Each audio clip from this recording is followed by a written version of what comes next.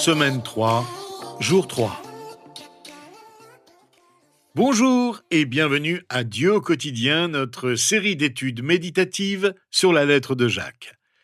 Aujourd'hui, nous en sommes au 3e jour de notre étude du 3e chapitre et nous allons examiner ensemble les versets 7 à 12. Nous avons parlé jusqu'ici du pouvoir de notre langue, du pouvoir de notre parole, du pouvoir des mots que nous prononçons. Nous avons examiné les 2 premiers principes que Jacques développe avec nous. Notre langue a le pouvoir de nous guider, mais elle a aussi le pouvoir de détruire.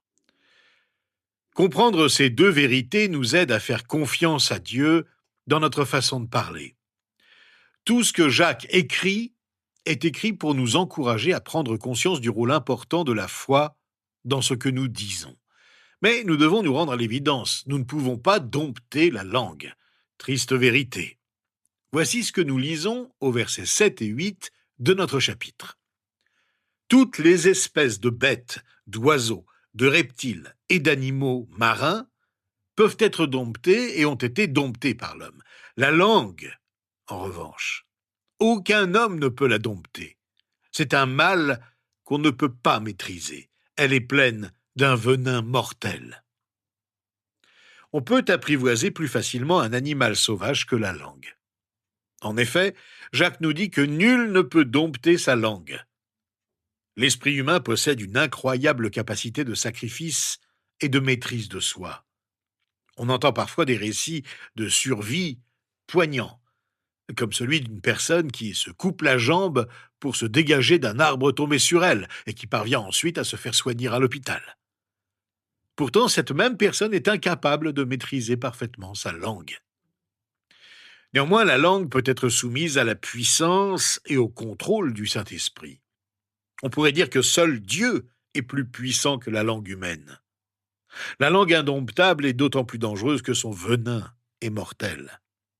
Quelqu'un a dit que ce venin assassine la réputation des hommes par les calomnies qu'ils profèrent, leur âme par les désirs et les passions qu'ils attisent, et souvent leur corps aussi par les querelles et les polémiques qu'ils suscitent.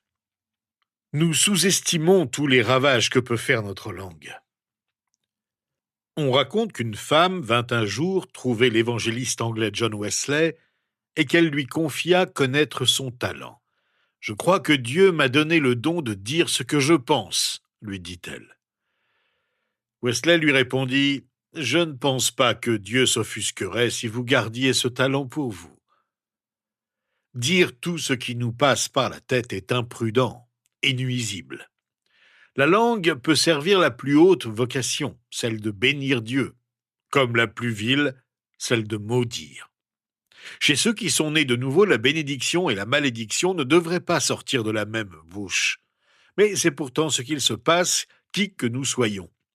Avant la résurrection de Jésus, Pierre a pu confesser Jésus comme le Messie, le Fils du Dieu vivant, par la puissance du Saint-Esprit. Pourtant, il l'a renié en prononçant des injures le jour de la mort de son maître. L'apôtre Jean disait « Petits enfants, aimez-vous les uns les autres ». Et pourtant, c'est lui qui, avec son frère, voulait prononcer la parole qui ferait descendre le feu du ciel sur un village samaritain. Il ne doit pas en être ainsi parmi les chrétiens. Nos paroles doivent toujours glorifier Dieu. Nous ne devrions pas utiliser un vocabulaire ou un ton différent à l'église, à la maison ou au travail. Comme une source, notre bouche ne devrait pas laisser jaillir à la fois l'eau fraîche et l'eau amère. Nous pouvons retenir notre langue, la contrôler, y faire attention, mais nous ne pouvons pas la dompter. Il n'y a pas de pilule miracle ni de verset secret qui nous permettra de toujours dire de bonnes paroles automatiquement. Au final, ce qui est dans notre cœur transparaîtra toujours dans nos paroles. C'est inévitable. Voici donc le principe à retenir. Nous ne pouvons pas dompter notre langue, mais Dieu peut la contrôler. C'est une décision quotidienne. Ce qui ne peut être dompté peut être maîtrisé avec l'aide de Dieu. Gardons à l'esprit l'image du cheval et du mors, ainsi que celle du bateau et du gouvernail. Dieu peut contrôler notre langue si nous le lui demandons et y veillons chaque jour. Nous devons apprendre à tenir les rênes et à orienter le gouvernail dans la bonne direction. Voici l'encouragement que nous offre l'apôtre Jacques. Cessons d'essayer de dompter notre langue. Cessons de tenter d'être parfaits par nous-mêmes, par notre propre énergie et notre propre force, avec les mots que nous prononçons. C'est impossible. En fait, plus nous essaierons, plus nous échouerons. Voici ce que nous devons faire. Commençons par travailler sur notre cœur, nos intentions, nos réflexions, car c'est de là que tout provient. C'est ce qui transparaîtra toujours dans nos paroles. Ensuite, demandons à Dieu de contrôler nos paroles. Et disons-lui, « Seigneur, donne-moi une foi constante en toi. Rends-moi dès le matin attentif à ce que je dois ou veux dire avant de parler. Empêche-moi de dire des choses inutiles. » Apprendre à dire les mots justes au bon moment, à ne pas dire les mots faux au mauvais moment. Reconnaissons qu'il s'agit d'un effort quotidien. C'est un travail de toute une vie. Nous commettrons encore des erreurs chaque jour, mais nous constaterons aussi des progrès. Et nous y parviendrons si nous faisons confiance à Dieu jour après jour. L'apôtre Jacques complète son enseignement en mentionnant l'image de la source d'eau. Écoutons ce qu'il dit au versets 9 à 12 de notre chapitre. Par la langue, nous bénissons Dieu notre Père, et par elle, nous maudissons les hommes faits à l'image de Dieu. De la même bouche sortent la bénédiction et la malédiction. Mes frères et sœurs, il ne faut pas que tel soit le cas. Une source fait-elle jaillir par la même ouverture de l'eau douce et de l'eau amère? Un figuier, mes frères et sœurs, peut-il produire des olives ou une vigne des figues? De même, aucune source ne peut produire de l'eau salée et de l'eau douce. Nous l'avons dit, notre langue dirige notre vie. Notre langue peut détruire autrui. Notre langue exprime aussi ce qu'il y a dans notre cœur, notre caractère. Jacques parle de la louange et de la malédiction qui sortent de la même bouche. En vérité, en lisant ceci, avouons que nous avons tous vécu ce dont Jacques parle. Un instant, je chante un cantique de louange à Dieu à l'église, je parle à Dieu et je lui dis combien je suis reconnaissant pour tout ce qu'il a fait dans ma vie. Et je parle de Dieu à d'autres. Mais voilà qu'en rentrant de l'église, quelque chose d'imprévu arrive dans la voiture et provoque mon irritation. Et tout à coup, les mots qui sortent de ma bouche n'ont plus rien à voir avec ce qui vient de se passer en moi à l'église. Comment est-ce possible? Il ne faut pas qu'il en soit ainsi, nous rappelle Jacques. Nous ne pouvons pas bénir et maudire en même temps. Ce serait une monstruosité, une chose à contempler avec étonnement, voire à considérer comme contre nature et absurde si un figuier se mettait à porter des olives. De même, il est tout aussi contre nature pour un chrétien de vivre dans le péché. Peut-il vivre de telle sorte qu'il porte les fruits de l'iniquité au lieu des fruits de la justice? C'est impossible. Le grand prédicateur anglais Charles Spurgeon disait « À moins d'être régénéré, né de nouveau d'une naissance céleste, vous n'êtes pas chrétien, quel que soit votre nom. Et vous ne pouvez pas produire le fruit agréable à Dieu, pas plus qu'un figuier ne peut produire d'olives. » Vous pouvez étiqueter un figuier olivier, cela n'en fera pas un olivier. Vous pouvez tailler un figuier pour qu'il ressemble à un olivier, cela n'en fera pas un olivier. Vous pouvez traiter un figuier comme un olivier, cela n'en fera pas un olivier. Vous pouvez entourer un figuier de nombreux oliviers, cela n'en fera pas un olivier. Vous pouvez même transplanter ce figuier sur le mont des oliviers, cela n'en fera pas un olivier.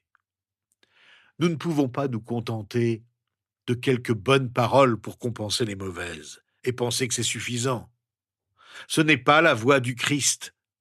C'est peut-être la voie des affaires, mais ce n'est pas la voie du Christ, car à moins que nos paroles ne soient cohérentes, elles perdent leur impact profond sur la vie des autres. Une seule gorgée d'eau empoisonnée peut gâcher votre journée, détruire votre vie, et une seule parole peut ruiner la vie d'autrui. Alors que faire? Que faire lorsque nous prononçons ce que Jacques appelle ici des paroles empoisonnées? car nous le faisons tous.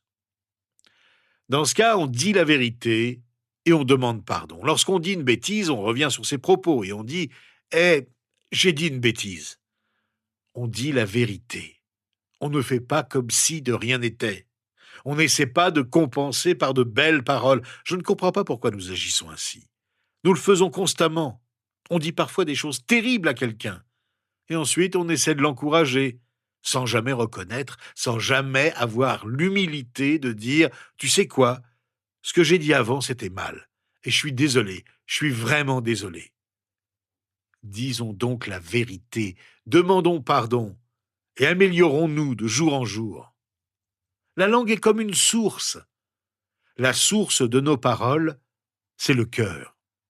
Jésus lui-même en a parlé. Nous lisons ceci dans l'Évangile selon Matthieu, au chapitre 15, verset 18. « Ce qui sort de la bouche vient du cœur. Et c'est ce qui rend l'homme impur. » En effet, c'est du cœur que viennent les mauvaises pensées, les meurtres, les adultères, l'immoralité sexuelle, les vols, les faux témoignages, les calomnies. Jésus a affirmé avec force que ces mots proviennent de notre nature profonde. Ce ne sont ni des accidents, ni de simples erreurs. Ils révèlent notre corruption inhérente à notre nature déchue. Le cœur est le siège du véritable caractère de l'homme, et donc de sa pureté ou de son impureté. Il n'est pas seulement le siège des émotions, mais l'être véritable, tel qu'il est réellement, et non seulement tel qu'il paraît extérieurement. En clair, beaucoup de ceux qui se préoccupent de leurs habitudes extérieures, ce qu'ils mangent, ce qu'ils boivent, etc., devraient se soucier davantage de leurs paroles. Ils font plus de tort à Dieu et à son peuple par leurs paroles que parce qu'ils mangent ou boivent.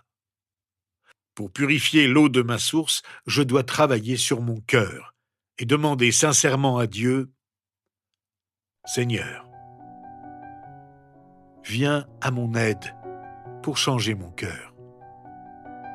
Rends-moi toujours plus semblable à toi, et si mes paroles ont offensé les autres, donne-moi le courage de leur avouer mes fautes et de leur demander pardon. Tu nous as demandé de prononcer des paroles qui édifient, qui conduisent les gens à toi. Aide-nous à prononcer ces paroles aujourd'hui, nous t'en prions. Au nom de Jésus. Amen. Rejoignez-nous demain, nous allons changer de sujet. Jacques, à la fin de ce chapitre, commence à parler de la vraie sagesse et de la façon dont on peut la trouver dans nos vies. À demain.